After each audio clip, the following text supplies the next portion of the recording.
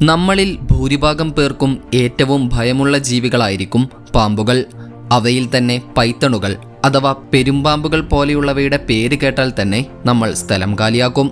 എന്നാൽ ഈ പെരുമ്പാമ്പുകളെ വളർത്തി വലുതാക്കി അവയുടെ തൊലിയും മാംസവും മറ്റും വിറ്റ് കോടികളുണ്ടാക്കുന്ന ചൈന പോലെയുള്ള രാജ്യങ്ങളിലെ ഫാമുകളിലെ കാഴ്ചകൾ നിങ്ങൾ കണ്ടിട്ടുണ്ടോ? സോ പൈത്തൺ ഫാമിംഗ് നടത്തി കോടികളുണ്ടാക്കുന്ന അത്യപൂർവ കാഴ്ചകളാണ് ഈ വീഡിയോയിലൂടെ നമ്മൾ കാണാൻ പോകുന്നത്. ലക്ഷക്കണക്കിന് വർഷങ്ങളായി പൈത്തണുകൾ അഥവാ പെരുമ്പാമ്പുകൾ പ്രകൃതിയിലെ പ്രധാന വേട്ടക്കാരാണ്. ഇരയെ വരിഞ്ഞു മുറുക്കി ശ്വാസം മുട്ടിച്ചു കൊന്ന് ഭക്ഷണമാക്കുന്ന വേട്ടയാടൽ രീതി കാരണം ഇവ മനുഷ്യരെ വരെ ഭക്ഷണമാക്കിയ സംഭവങ്ങൾ റിപ്പോർട്ട് ചെയ്തിട്ടുണ്ട്. ലോകമെമ്പാടുമായി 40ഓളം പൈത്തൺ ഇനങ്ങളുണ്ട് എന്നാണ് കണക്ക്. അതിൽ ബർമീസ് പൈത്തൺ, റെറ്റിക്കുലേറ്റഡ് പൈത്തൺ എന്നീ രണ്ടെണ്ണമാണ് പ്രധാനമായും ഇറച്ചിക്കും തുകൽ വ്യവസായത്തിനും വേണ്ടി വളർത്തി പ്രത്യേകമായി പ്രോസസ് ചെയ്തെടുക്കുന്നത്. ചൈന, ഇന്തോനേഷ്യ, വിയറ്റ്നാം, തായ്ലാൻഡ് കൂടാതെ ആഫ്രിക്കയിലെ ചില രാജ്യങ്ങൾ ഉൾപ്പെടെ 20ലധികം രാജ്യങ്ങളിൽ ഇപ്പോൾ പൈത്തൺ ഫാമുകളും സംസ്കരണ കേന്ദ്രങ്ങളുമുണ്ട്. ഇതിൽ ചൈനയാണ് ഏറ്റവും മുൻപിൽ. ചൈനയിൽ തെക്കൻ പ്രവിശ്യകളിലാണ് ആയിരക്കണക്കിന് ബ്രീഡിംഗ് ഫാമുകളുള്ളത്. ഇതാണ് രാജ്യത്തെ പൈത്തൺ വ്യവസായത്തിൻ്റെ പ്രധാന ഉറവിടം. ഇപ്പോൾ നിങ്ങളുടെ മനസ്സിൽ വരുന്ന സ്വാഭാവികമായ ചോദ്യമെന്നത് എന്തുകൊണ്ടാണ് പൈത്തണുകൾക്ക് ഇത്രയധികം വില എന്നായിരിക്കും. സത്യത്തിൽ ഇവയുടെ മാംസവും കൊഴുപ്പും ഭക്ഷണത്തിനും നാട്ടുചികിത്സക്കും ഉപയോഗിക്കുന്നുണ്ടെങ്കിലും ഇവയുടെ തോലാണ് യഥാർത്ഥത്തിൽ ഏറ്റവും വിലയേറിയത്. പൈത്തൺ സ്കിന്നിൻ്റെ സോഫ്റ്റ്നെസ്സും വഴക്കവും പ്രത്യേകതയുള്ള ചെതുമ്പൽ പാറ്റേണുകളും കാരണം ഇവ ഫാഷൻ ലോകത്ത് വലിയ ഡിമാൻഡുള്ള ഒന്നാണ്. ഹെർമിസ്, ഗുച്ചി, ലൂയിസ് വിട്ടൺ പോലെയുള്ള വലിയ ബ്രാൻഡുകൾ നിർമ്മിക്കുന്ന പൈത്തൺ സ്കിൻ പ്രൊഡക്റ്റുകൾക്ക് കോടിക്കണക്കിന് രൂപ വരെ വിലയുണ്ട്. ഇനി നമുക്ക് എങ്ങനെയാണ് പൈത്തണുകളെ വളർത്തി അവയിൽ നിന്നും മാംസവും തൊലിയും മറ്റുമൊക്കെ വേർതിരിച്ചെടുത്ത് പലതരത്തിലുള്ള പ്രൊഡക്റ്റുകൾ നിർമ്മിക്കുന്നത് എന്ന് കാണാം. മറ്റു മിക്ക ജീവികളെയും പോലെ തന്നെ ഒരു പൈത്തണിൻ്റെ ജീവിതം മുട്ടയിടുന്നതിലൂടെയാണ് ആരംഭിക്കുന്നത്. 30 മുതൽ 50 ദിവസത്തോളം ഗർഭധാരണ കാലയളവിന് ശേഷം പ്രധാനമായും ഏപ്രിൽ മുതൽ ഓഗസ്റ്റ് വരെയുള്ള കാലയളവിൽ മുട്ടയിടാൻ വേണ്ടി പെൺ പൈത്തണുകളെ പ്രത്യേക കൂടുകളിലേക്ക് മാറ്റും. ഒരു തവണ ഒരു പൈത്തണിന് 20 മുതൽ 100-ൽ അധികം മുട്ടകൾ വരെ ഇടാൻ കഴിയും. മുട്ടയിട്ട് 1-2 മണിക്കൂറിനുള്ളിൽ തന്നെ കർഷകർ മുട്ടകൾ കളക്ട് ചെയ്യും. ശേഷം ഈ മുട്ടകൾ നനഞ്ഞ മരപ്പൊടിയോ വെർമിക്കുലൈറ്റോ നിറച്ച ട്രേകളിൽ സൂക്ഷിക്കും. മുട്ടകൾ വിരിഞ്ഞു വരുന്ന കുഞ്ഞിന് കേടുപാടുകൾ പറ്റാതിരിക്കാൻ വേണ്ടി ഓരോ മുട്ടയും ഇരുന്ന അതേ സ്ഥാനത്ത് തന്നെ വെക്കാൻ ശ്രദ്ധിക്കണം. കൂടാതെ ഇതിൽ 86 ഡിഗ്രി ഫാരൻഹീറ്റ് മുതൽ 88 ഡിഗ്രി ഫാരൻഹീറ്റ് വരെ താപനിലയും 80% മുതൽ 90% വരെ ഈർപ്പവും കൃത്യമായി നിലനിർത്തണം. മറ്റ് പല ഉരകങ്ങളെയും പോലെ തന്നെ ചിലയിനം പൈത്തൺ കുഞ്ഞുങ്ങളുടെ ജെൻഡർ അടയിരിക്കുന്ന താപനില അനുസരിച്ച് മാറാറുണ്ട്. ഇവയുടെ മുട്ടയുടെ തോട് നല്ല മൃദുവും തുകൽ പോലെയുമാണ് കാണപ്പെടുക. 50 മുതൽ 70 ദിവസങ്ങൾക്ക് ശേഷം മുട്ടകൾ വിരിഞ്ഞ് കുഞ്ഞു പൈത്തണുകൾ പുറത്തേക്ക് വരും. ആദ്യത്തെ 7 മുതൽ 10 ദിവസം വരെ പൈത്തൺ കുഞ്ഞുങ്ങൾ ഒന്നും കഴിക്കില്ല. അവ മഞ്ഞക്കരു സഞ്ചിയിലെ ഭക്ഷണം ഉപയോഗിച്ച് ജീവിക്കും. അതിനുശേഷം 5 മുതൽ 7 ദിവസം കൂടുമ്പോൾ പുതിയ എലിക്കുഞ്ഞുങ്ങൾ, കോഴിക്കുഞ്ഞുങ്ങൾ അല്ലെങ്കിൽ പ്രത്യേകമായി ഉണ്ടാക്കിയ തീറ്റ എന്നിവ നൽകി തുടങ്ങും. മറ്റ് ജീവികളെ അപേക്ഷിച്ച് പൈത്തണുകൾ വളരെ വേഗത്തിൽ വളരും. 1.5 മുതൽ 3 വർഷത്തിനുള്ളിൽ അവ നല്ല വലുപ്പത്തിലെത്തും. അതിനുശേഷമാണ് അവ അവസാന വളർച്ചാ ഘട്ടത്തിലേക്ക് എത്തുന്നത്. ഈ ഘട്ടത്തിൽ കൂടുകളിൽ 82 ഡിഗ്രി ഫാരൻഹീറ്റ് മുതൽ 90 ഡിഗ്രി ഫാരൻഹീറ്റ് വരെ താപനിലയും 70 മുതൽ 90% ഈർപ്പവും നിലനിർത്തണം. ഈ സമയത്ത് പൈത്തണുകൾക്ക് ആദ്യഘട്ടത്തേക്കാൾ 2-3 ഇരട്ടി ഭക്ഷണം കൂടുതൽ വേണ്ടിവരും.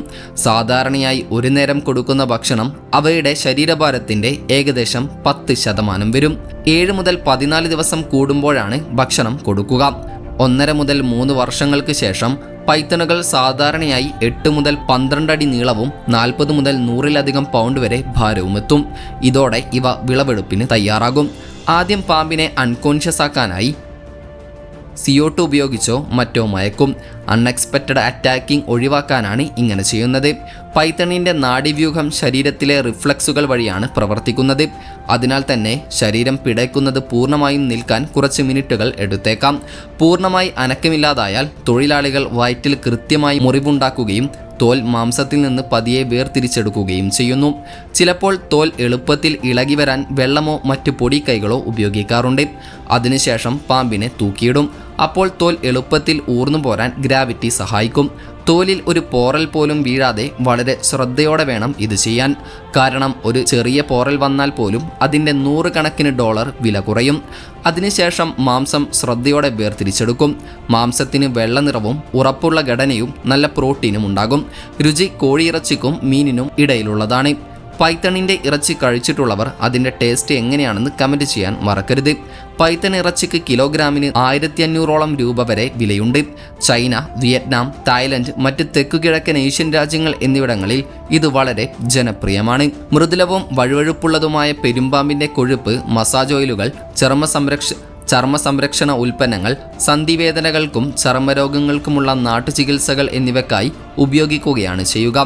എങ്കിലും മുൻപ് സൂചിപ്പിച്ചതുപോലെ പൈത്തണിൻ്റെ ഏറ്റവും വിലപിടിപ്പുള്ള ഭാഗം അതിൻ്റെ തോലാണ്. തോൽ എടുത്ത ശേഷം ഉടൻ തന്നെ അവ പ്രോസസ്സ് ചെയ്യണം. ഇതിൻ്റെ ഈർപ്പം വലിച്ചെടുക്കാനും ദുർഗന്ധം മാറ്റാനും മറ്റുമായി 24 മുതൽ 48 മണിക്കൂറോളം ഉപ്പിലിടുന്നതാണ് ആദ്യത്തെ സ്റ്റെപ്പ്. അടുത്തത് ടാനിങ് ഘട്ടമാണ്. ഈ സ്കിന്നിന് ബലം കൂട്ടാനും വഴക്കം കൂട്ടാനും അതിൻ്റെ ഡ്യൂറബിലിറ്റി വർദ്ധിപ്പിക്കാനും ഇത് സഹായിക്കും. ചിലപ്പോൾ ഇത് 30 വർഷം വരെ നിലനിൽക്കാറുണ്ട്. അടുത്തത് ചായം പൂശുന്ന അഥവാ ഡൈയിങ് പ്രോസസ്സാണ്. നല്ല ഫാഷൻ നിറങ്ങളിലോ അല്ലെങ്കിൽ അതിൻ്റെ സ്വാഭാവിക നിറത്തിലോ ആയിരിക്കും ഇത് ചെയ്യുക. അതിനുശേഷം സ്കിന്നിന് അതിൻ്റെ പ്രത്യേക തിളക്കവും മൃദുത്വവും ലഭിക്കാൻ കണ്ടീഷനിങ് ഓയിലുകൾ ഉപയോഗിച്ച് ട്രീറ്റ് ചെയ്യാറുണ്ട്. ടാനിങ്, ഡൈയിങ്, ഓയിലിംഗ് എന്നീ ഈ പ്രോസസ്സുകളാണ് യഥാർത്ഥ പൈത്തൺ ലെതറിനെ ആർട്ടിഫിഷ്യൽ ലെതറുകളിൽ നിന്നും വേർതിരിച്ചെടുക്കുന്നത്. അങ്ങനെ ഈ പ്രോസസ്സുകൾ കഴിഞ്ഞ ഈ ലെതർ പരത്തിയിടും. അതിലെ എയർ ബബിൾസും അധികമുള്ള ഓയിലും ശ്രദ്ധയോടെ നീക്കം ചെയ്ത ശേഷം 6 മുതൽ 12 മണിക്കൂർ വരെ വെറുതെ വെക്കും. വില കൂടിയ ഉൽപ്പന്നങ്ങൾക്കായി ഈ ലെതറിന് അതിൻ്റെ നിറവും ഭംഗിയും കൂട്ടാൻ പ്രത്യേക ഫിനിഷിങ്ങും നൽകാറുണ്ട്. ഓരോ ചെതുമ്പലും കൃത്യതയോടെ ശ്രദ്ധിച്ച് ട്രീറ്റ് ചെയ്യും. അവസാനം ഒരു ഹൈസ്പീഡ് പോളിഷിംഗ് വീൽ ഉപയോഗിച്ച് ഈ ലെതർ പോളിഷ് ചെയ്തെടുക്കുന്നു. ഇത് തിളക്കം കൂട്ടാനും എഡ്ജുകൾ സോഫ്റ്റാക്കാനും സഹായിക്കും. നിറം മങ്ങാതെയും പോറലേൽക്കാതെയും ഇരിക്കാൻ ഒരു പ്രൊട്ടക്റ്റീവ് കോട്ടിങ്ങും അതിൽ പുരട്ടും. അതിനുശേഷം തുകലുകൾ ഗുണനിലവാരമനുസരിച്ച് ഗ്രേഡ് ചെയ്യുകയും പാക്ക് ചെയ്യുകയും എക്സ്പോർട്ട് ചെയ്യാനായി തയ്യാറാക്കുകയും ചെയ്യുന്നു. ഗുണനിലവാരം അനുസരിച്ചാണ് ലെതറിന് ഗ്രേഡ് നൽകുന്നത്.